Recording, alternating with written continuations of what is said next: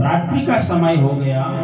महात्माओं ने पूछा कि एक व्यक्ति से पूछा, महाराज हम आज यही विश्राम करना चाहते, हमको कहाँ विश्राम करने के लिए कौन सा स्थान मिलेगा बताइए, हम वृंदावन जा रहे हैं। कुछ लोग ऐसे होते संतों के साथ में बड़ा उपवास कर देते हैं। कहा कि महाराज हम बताते हैं आपको स्थान, यहाँ के राजा हैं अजामिल, बहुत सेठ आदमी हैं, बड़े सेठ हैं यहाँ के, वह संतों की बड़ी सेवा करते हैं।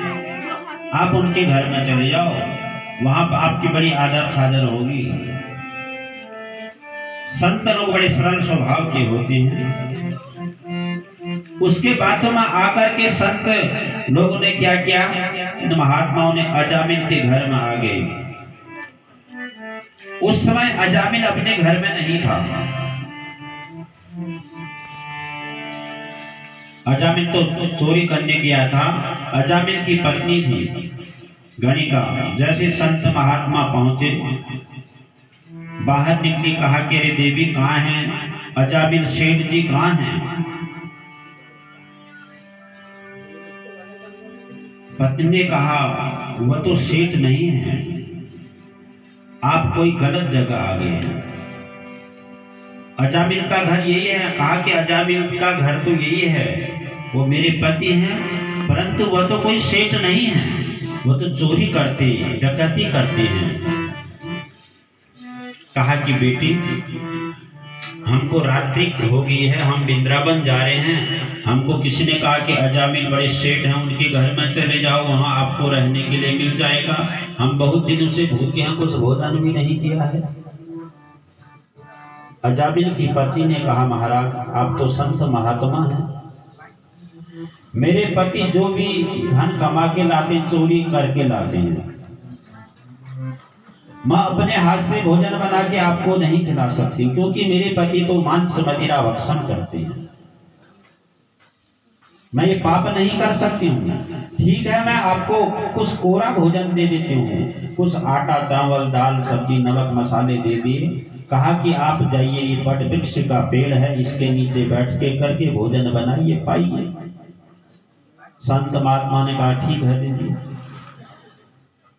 जैसे ही भोजन बनाया, भोजन करने लगे, संत महात्मा ने सोचा कि अजामिल के घर का भोजन तो हम नमक खा रहे हैं, भोजन कर रहे हैं, अन्न खा रहे हैं, परंतु इसका पति बड़ा डाकू है, चोरी करता है, इसको कैसे सुधारा जाए।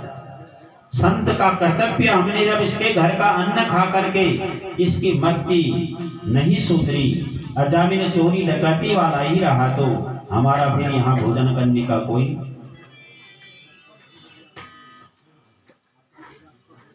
क्या करना चाहिए। तो सोचा संत महात्माओं ने कि इससे हम कहें भगवान का भजन करो, ये कभी नहीं करेगा, गायत्री मंत्र जपो कभी नहीं जपेगा। इतने में रात्रि का समय था, अजामिल आ गया। अजामिल ने देखा कि बट के पेड़ के नीचे कुछ संत महात्मा बैठे हुए हैं, दौड़ करके पहले वही किया। कहा कि मेरे यहाँ आने का किसने तुम्हें अनुमति दी, कैसे आ गए, जानते हो मुझको। संत महात्मा ने कहा अजामिल, जब इस प्रकार से संत महात्मा को क्रोधित होकर बोलने लगा, अंदर से पत्नी आई।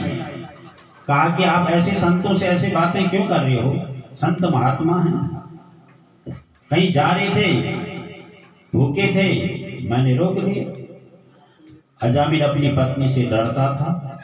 कहा कि कोई बात नहीं, तुमने रोके हैं तो कोई बात नहीं, रहो।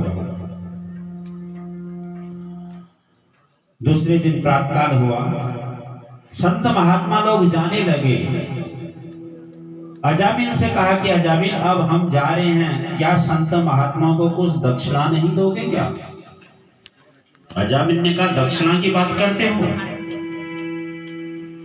जितने तुम्हारे पास झोली जमते सब यहाँ रख जाओ, अपनी जान बचानी है तो। मैं तो सब जगह से चोरी डकैती करके मैं लाता हूँ, मेरे से दक्षिणा मांगते हो। संत महात्माओं ने कहा नहीं अजामिल, हम कोई दक्षिणा तुमसे नहीं मांगते हैं, हम आपसे एक चीज मांगते हैं। क्या मांगते मानते हो, कहा कि तुम्हारी पत्नी जो है गर्भवती होने वाली है, तुम्हारा सुंदर पुत्र होगा, आप उस पुत्र का नाम नारायण रख देना। बस अजामिल ने कहा कोई बात नहीं, नारायण नाम रख देंगे।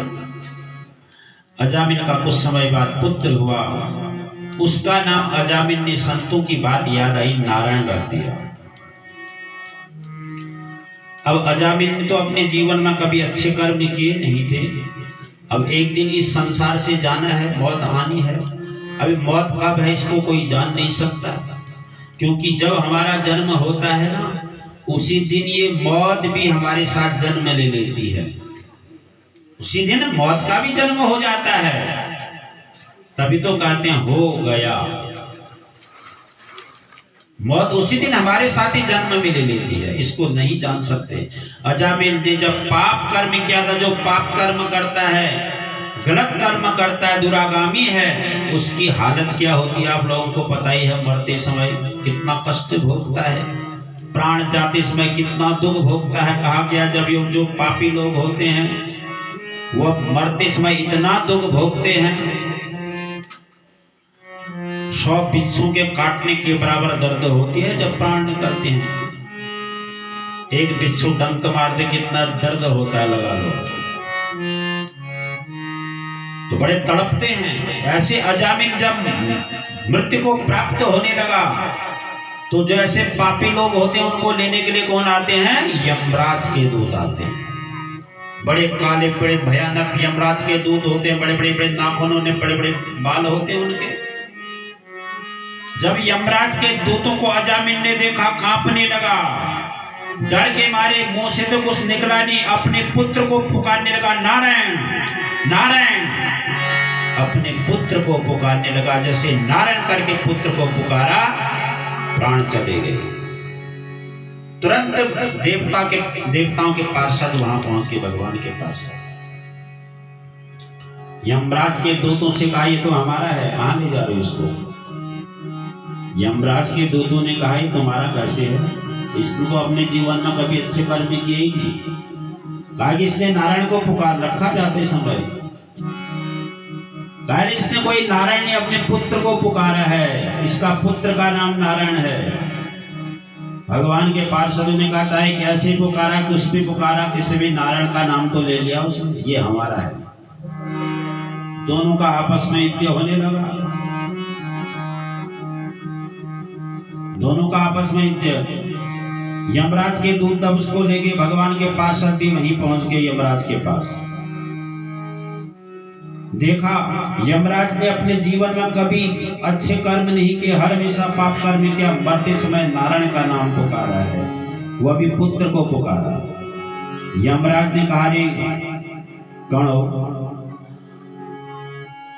जो पापी दुराचारी हैं उन्हीं को मेरे पास लाओ। यमराज ने पाप कर्म तो किए हैं, परंतु मरते समय चाहे उसने अपने पुत्र का नाम पुकारा, कुछ भी किया, नारायण का नाम ले लिया, इसको दो। भगवान के पार्षदों को सौंप दिया, विमान में बैठा करके ले गए, मुक्ति को प्राप्त हो गया।